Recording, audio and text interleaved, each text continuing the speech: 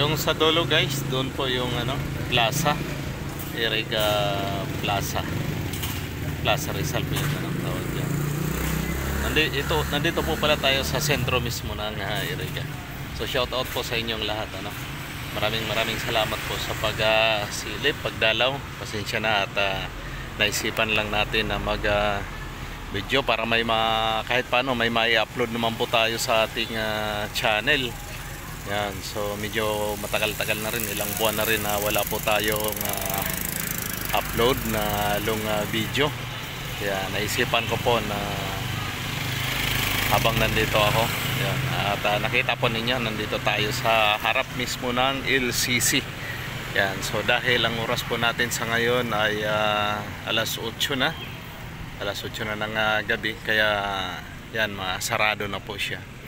At pagka ganito pong oras ay medyo wala na pong tao gaano dito po sa Iriga City.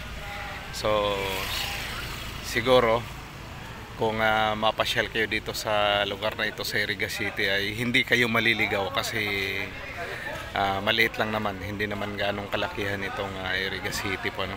Sabi nga nung isang retired general noong nakaraang linggo, ano lang daw, parang barangay lang daw ito sa ibang city compare sa ibang city. Pero maganda yung kaya nga ang tawag dito noong mga nakaraang administrasyon, ito ay syudad na Magayon. Yan. So itong iniikutan po ng ating video, ito lang po mismo yung pinakasentro talaga ng Iriga City. At kung napansin po ninyo, yung lahat ng sasakyan dito ay isang direction lang po papunta dito sa aking likuran. At ang mga sasakyan dito ay paikot lang, halos isang direction lang naman, one way dito. Ang dito yung salubungan dito na sasakyan ay doon na mismo sa labasan. Pero yung dito sa sentro talaga ay one way, wala po ditong salubungan.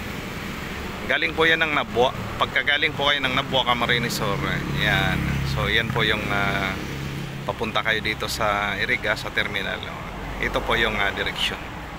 Galing kayo doon, papunta kayo dito. Yan. So ikot lang po, LCC. Dito bukas pa yung pinaka-entrance ng LCC. Kasi may mga dumadaan pa ng mga tao galing dyan sa market. Sa likod po nitong LCC ay ang public market mismo ng Iriga City. Yan.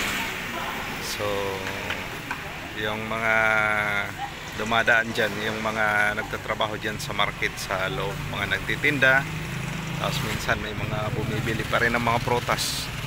Kasi yung pinakahuli dyan na magsasara sa likod mismo ng LCC ay ang nasa fruit stand, yung mga prutasan po natin.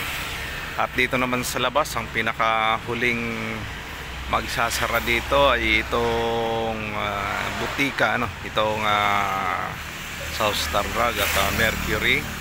At itong mga mga nasa tabing kalsada ng mga ang tawag yan, mga nagtitinda ng mga cart. Yan, kalimutan ko na yung tawag dyan. So yun guys, maraming salamat po so abot na rin tayo ng 4 minutes. So ito po muli ang inyong kaibigan dito po sa loob ng White World Katorman TV. Wala na pong edit ito.